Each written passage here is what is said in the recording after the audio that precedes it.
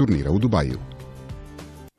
Prošla godina za njih je bila veoma uspešna, ali ih i u 2015. čekaju novi izazovi. A prvi od njih je Evropsko prvenstvo u kajaku početkom maja. Sa nama su sestre Olivera i Nikolina Moldovan, a o planovima Kajakaškog saveza Srbije pričat ćemo sa Miroslavom Aleksićem, sportskim direktorom Saveza. Dobro jutro, dobrodošli. Dobro. Evo ovako, vaše medalje zaista teško nabrojati. Dakle, u 2014. osvojile ste bronzu u dvosedu na Evropskom prvenstvu, pa srebro na svetskom. I kada podvučete sada liniju i kada sagledate sve te vaše uspehe, kako se vi osjećate i kako vam sve to izgleda, svi uspesi koje ste postigli? Pa, posle olimpijskih igara u Londonu, stvarno prošla godina 2014. za nas je najuspešnija godina i nekako uvodna godina i godina koja obećava da na olimpijskim igrama u Riju, koje su i naš prioritet, bude stvarno mnogo boljih rezultata nego u Londonu. Sada idete na pripreme u Češku. Kako izgledaju te pripreme? Koliko to traje? Idemo na pripreme u Grčku, u Mesolongi, i ovo su nam jedne od najdužih priprema. Bićemo tamo 38 dana i samo se nadamo lepom vremenu. Onda nam je mnogo lakše. A kako izgleda evo jedan vaš trening? Kako to, da malo približimo gledalcima vaš sport i način na koji se vi pripremate? Pa od januara meseca otprilike krećemo na veslačke pripreme, bukvalno do proleća dok u Srbiji ne može da se, dok u Srbiji počne lepo vreme i možemo da treniramo. Ujutru ustajemo, prvi trening je na vodi, sada zimi su to dugački treninzi po sat i po vremena i više. Posle toga popodne imamo još jedan trening na vodi, to su malo intenzivniji treninzi, neki intervali, duže deonice i onako uveče posle toga ili teretana ili trčanje. Dakle, sve u svemu vrlo naporan trening. A ono što bih vas sada pitala, u kakvim uslovima se trenira?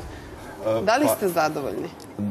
Sa sadašnjim uslovima svakako da smo zadovoljni i kad se vratimo u ne tako daleku prošlost, zapravo vidimo da smo puno uznapredovali i da danas naši sportisti treniraju u mnogo boljim uslovima nego što su ranije generacije trenirali. Tu moram da naglasim da imamo stvarno veliku podršku od Ministarstva sporta i omladine i preko programa Olimpijskog komiteta za naš olimpijski tim, tako da podržane su sve naše aktivnosti što se tiče priprema, odlaska na takmičenja i drugih stvari koje prate vrhunski sport.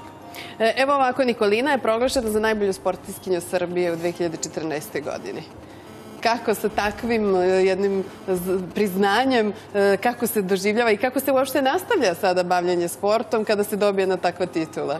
Meni je to stvarno bio san svake godine kad je bilo proglašenje sportiste godine u Narodnoj skupštini. Ja sam sanjala kako se penjem na tu binu i primam to priznanje i nekako da bude okvir svih ovih godina i svog rada.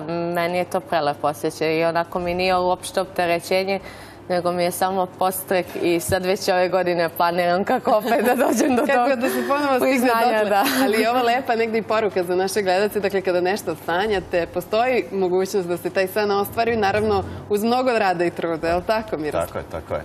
I uvijek je teže braniti nego osvojiti nešto. Tako da je pred Nikolinom veliki izazov da ponovi uspeh. Ali sestre Moldovan su stvarno perjanice našeg kajaka i uradile su mnogo i za sebe, ali i za naš sport i verujem da će nastaviti ovu nisku uspeh. Da, ono što vas očekuje također jeste i svetsko prvenstvo. Tako je. Za to se također pripremate, dakle kada prođe sada ovo koje će biti u maju evropsko, onda vas očekuje to. I šta to sad znači za... Za nas je svake godine, znači u kajaku imamo svetsko prvenstvo i svake 4. godine je olimpijada. Tako je praktično za sve individualne sportove. I svi individualni sportovi imaju evropsko prvenstvo i svetsko prvenstvo. Sad, tako je i u plivanju, atletici, tako i u kajaku. Zato što mi nemamo klubska takmičenja kao što imaju sportovi sa loptom. Za nas je ove godine svetsko prvenstvo posebno važno. Održava se u Milanu od 19. do 23. augusta, zato što je to ujedno izborno takmičenje za olimpijske igre u Riju. Znači, tu se osvajaju olimpijske vize. Evo da pitam Olivera, odakle ideja da se bavite ovakvim sportom? Pa slučajno. Kod nas u kraju, da kažem, Nikolina i ja smo iz Borče, nije bilo baš puno sportova kojima deca mogu da se bave. Kajak je bio uvrstan u 2-3 sporta. Rukomet je bio sigurno. Čini mi se da je tada bila i košarka, klub košarke i kajak. I nekako se kajak učinio najzgodnije. Tako smo krenuli celo društvo iz ulice s kojima smo se igrale kad smo bile male. Krenuli smo svi na kajak. I eto dokle je to sve stiglo u vašem slučaju. Da li je to negdje i plan u budućnosti? Kakav plan imate do kada da se bavite ovim sportom? Recimo, žene u kajaku su baš aktivne i mogu da napreduju do 30. godine. I meni i njoj je plan da do 30. godine budemo aktivni sportisti sigurno, pa posle dalje ćemo vidjeti. A da li je kajak teži za žene u odnosu na muškarce? Kako ste to koga da pitam? Za koga je to dobro pitanje? Teško da govorite na to pitanje. Pa dobro, danas imamo ravnopravnost polova u svim sportovima. Žene počeće igraju fudbal, igraju... Mi imamo ravnopravnost polova u svemu, za to se zalaže. Tako da se žene i bore zapravo da budu ravnopravni sa muškarcima. Ali praksa nas zanima.